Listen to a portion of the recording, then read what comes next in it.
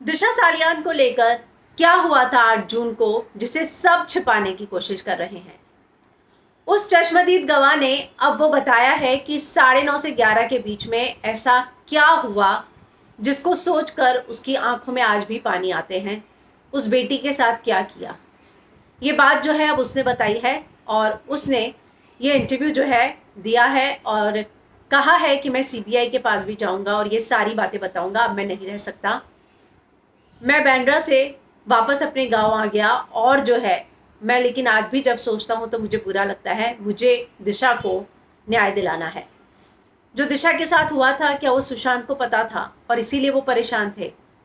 इसी बात को लेकर जो है अब इस शख्स ने कुछ बातें रखी हैं। उसने कहा, मर्दानगी है ना तुम लोगों को, तो अभी हम दिखाएंगे। दिशा के साथ कुछ गलत हुआ था। म्यूजिक में दिशा के चिल्लाने की आवाज़ें नहीं आई। रात के 2:30 बजे हम सबको घर से निकलने को कहा गया। ये बहुत गलत बात है, मतलब। लेकिन एक चीज़ मैं आपको एक बार बताता हूँ।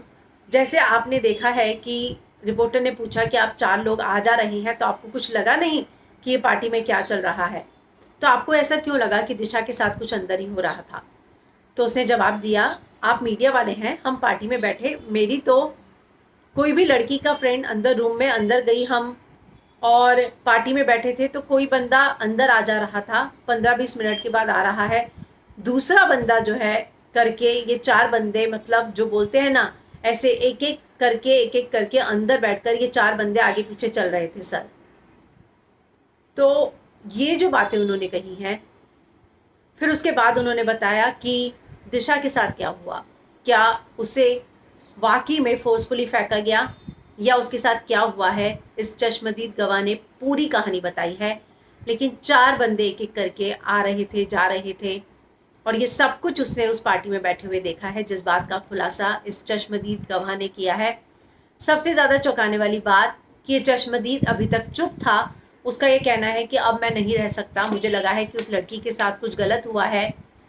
मेरी भी 2 बहनें हैं, मैं नहीं सोच सकता उनके साथ भी कभी कुछ ऐसा हो, और इसी बात को लेकर मैं बहुत परेशान रहता हूँ।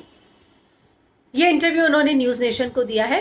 हालांकि उनके दावों में कितनी सच्चाई है कितनी नहीं, लेकिन न्यूज़ नेशन का ये दावा है कि उन्होंने उस पर्सन की आइडेंटिटी, आधार कार्ड मंगवाया, वीडियो मंगवाया, ऑडियो मंगवाया।